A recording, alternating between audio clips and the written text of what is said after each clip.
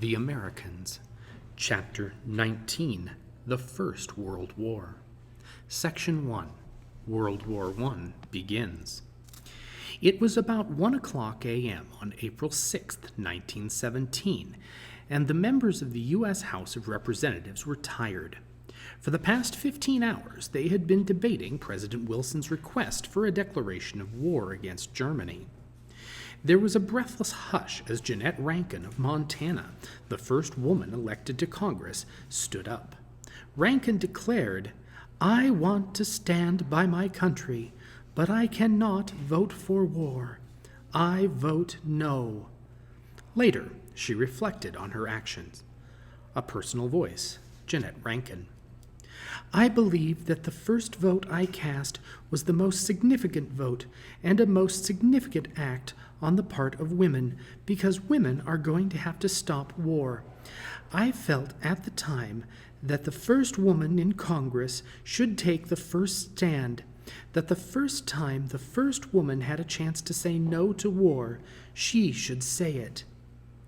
After much debate as to whether the United States should join the fight, Congress voted in favor of U.S. entry into World War I. With this decision, the government abandoned the neutrality that America had maintained for three years. What made the United States change its policy in 1917? Section 1, or Part 1, Causes of World War I. Although many Americans wanted to stay out of the war, several factors made American neutrality difficult to maintain. As an industrial and imperial power, the United States felt many of the same pressures that had led the nations of Europe into devastating warfare. Historians generally cite four long-term causes of the First World War: nationalism, imperialism, militarism, and the formation of a system of alliances. Nationalism. Throughout the 19th century, politics in the Western world were deeply influenced by the concept of nationalism, a devotion to the interests and culture of one's nation. Often, nationalism led to competitive and antagonistic rivalries among nations.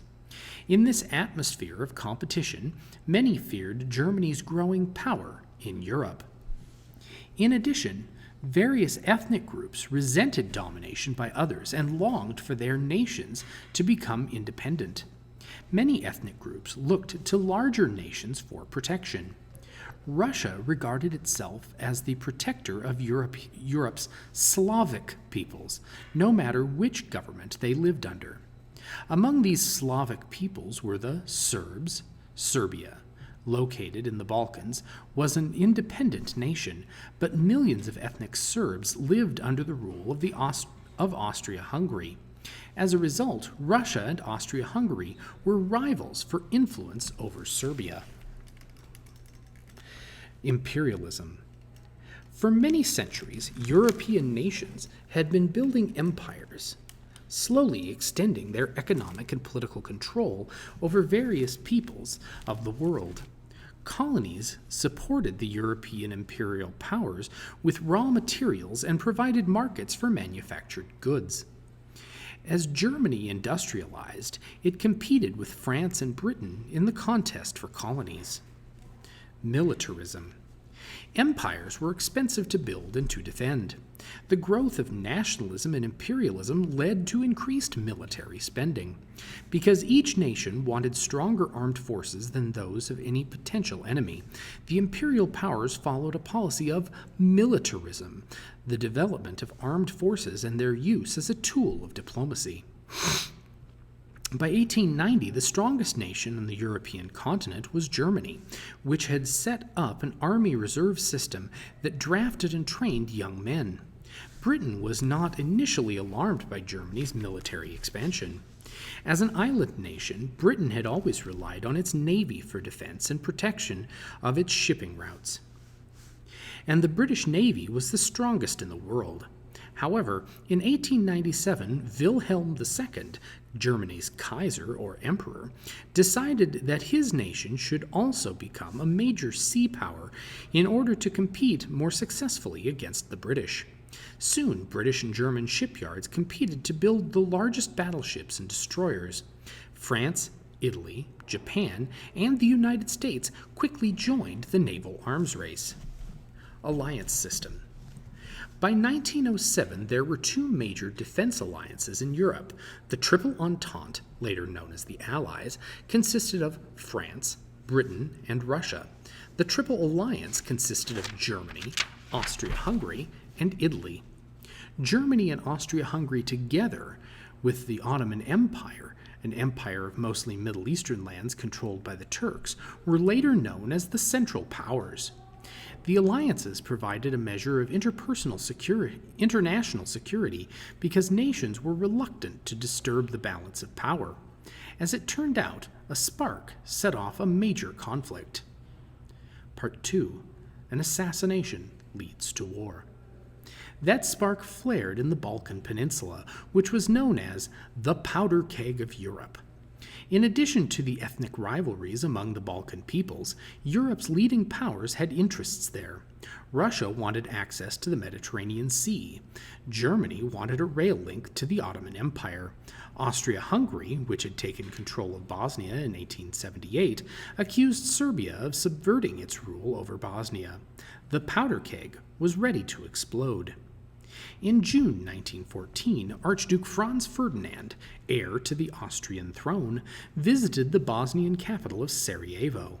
As the royal entourage drove through the city, Serbian nationalist Gavrilo Princip stepped from the crowd and shot the Archduke and his wife Sophie. Princip was a member of the Black Hand, an organization promoting Serbian nationalism. The assassinations touched off a diplomatic crisis. On July 28th, Austria-Hungary declared what was expected to be a short war against Serbia. The alliance system pulled one nation after another into the conflict. On August 1st, Germany, obligated by treaty to support Austria-Hungary, declared war on Russia. On August 3rd, Germany declared war on Russia's ally, France. After Germany invaded Belgium, Britain declared war on Germany and Austria-Hungary.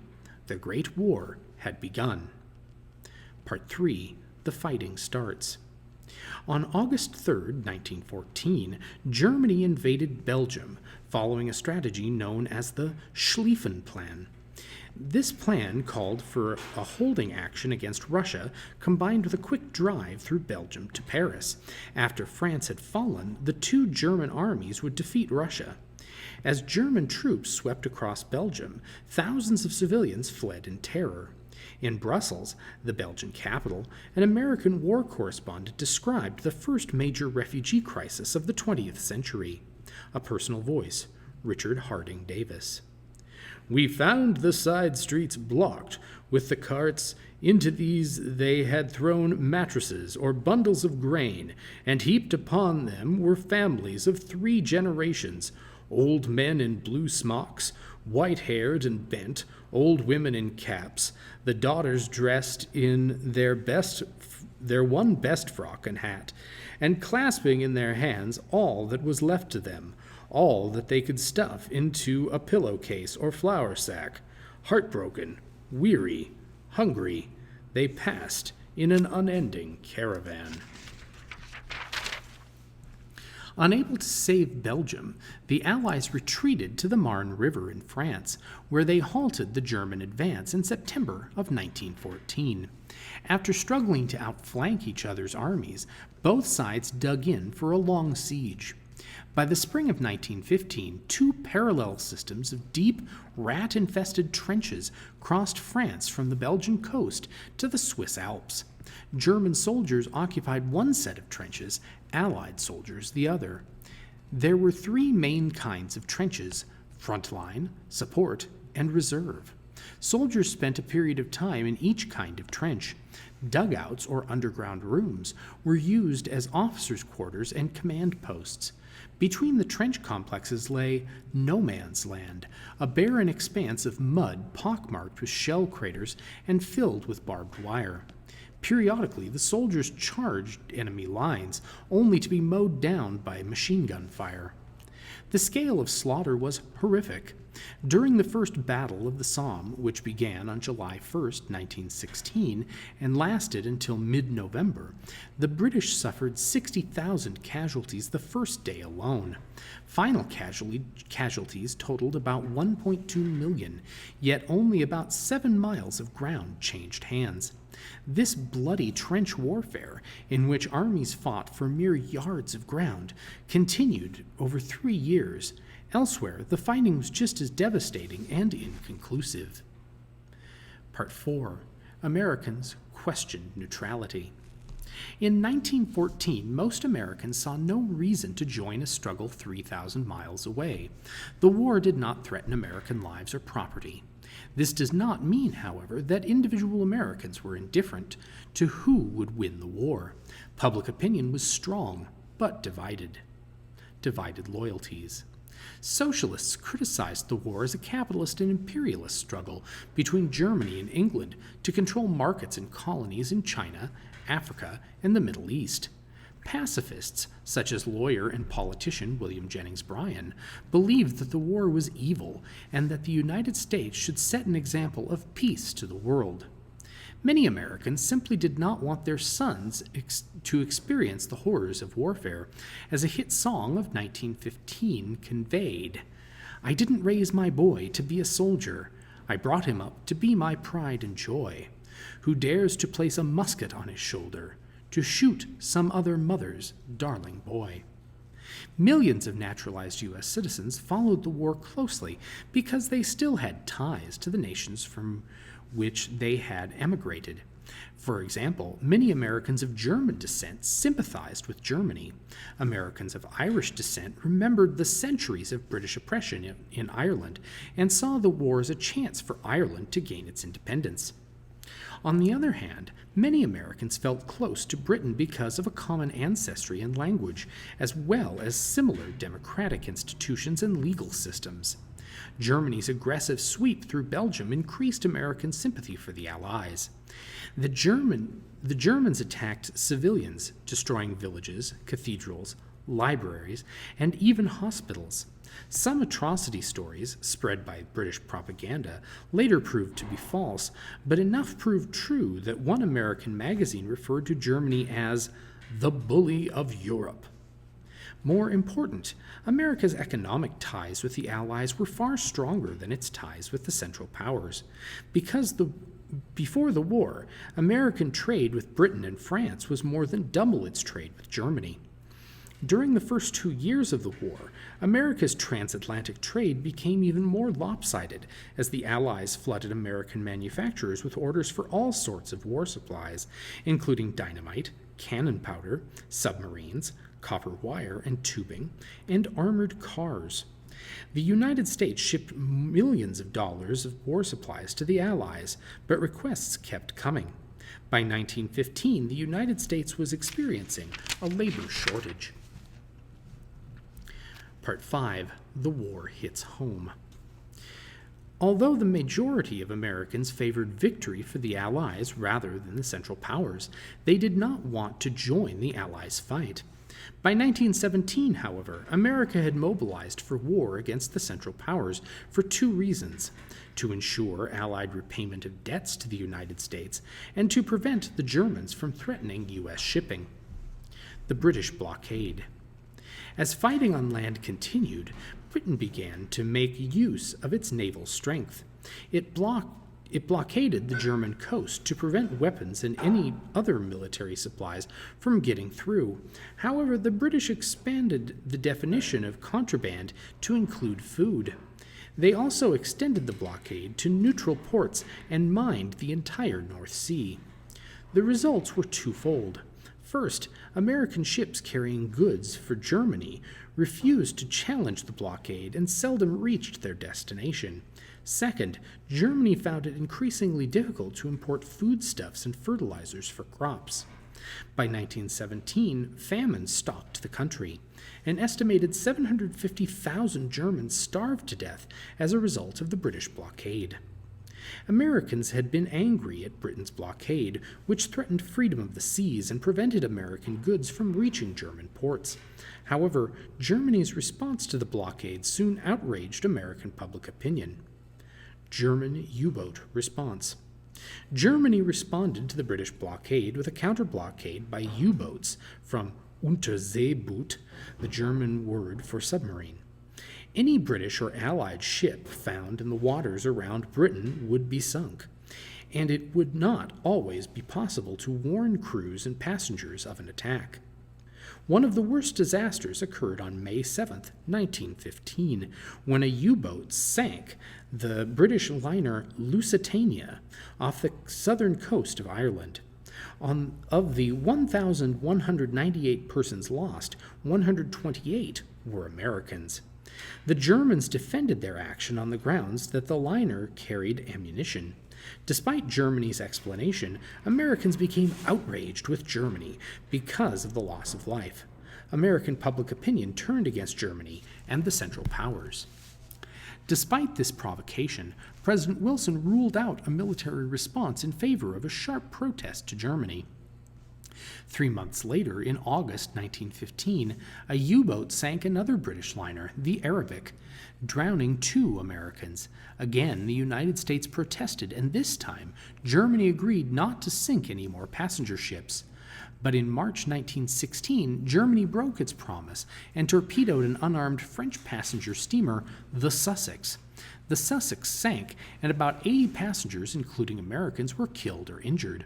Once again, the United States warned that it would break off diplomatic relations unless Germany changed its tactics. Again, Germany agreed, but there was a condition. If the United States could not persuade Britain to lift its blockade against food and fertilizers, Germany would consider renewing unrestricted submarine warfare. The 1916 election. In November 1916 came the U.S. presidential election. The Democrats renominated Wilson, and the Republicans nominated Supreme Court Justice Charles Evans Hughes. Wilson campaigned on the slogan, "He kept us out of war."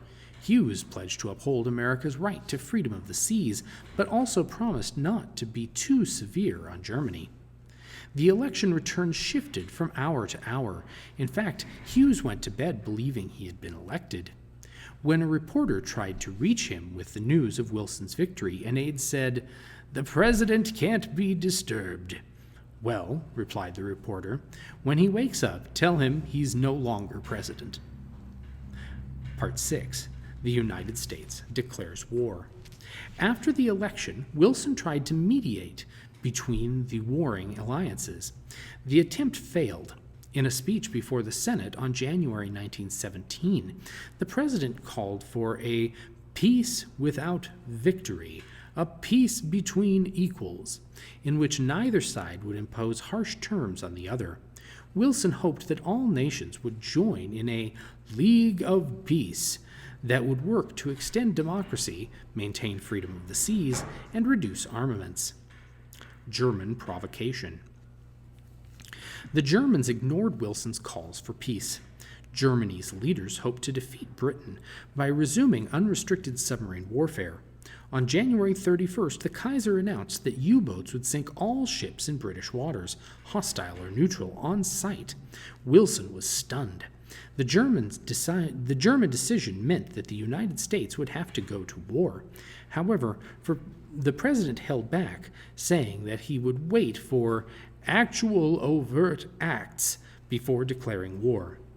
The overt acts came.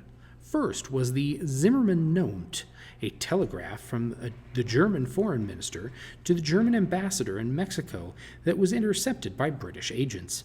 The telegram proposed an alliance between Mexico and Germany and promised that if war with the United States broke out, Germany would support Mexico in recovering lost territories in Texas, New Mexico, and Arizona. Next came the sinking of 4 unarmed American merchant ships with a loss of 36 lives. Finally, events in Russia removed the last significant obstacle to direct U.S. involvement in the war.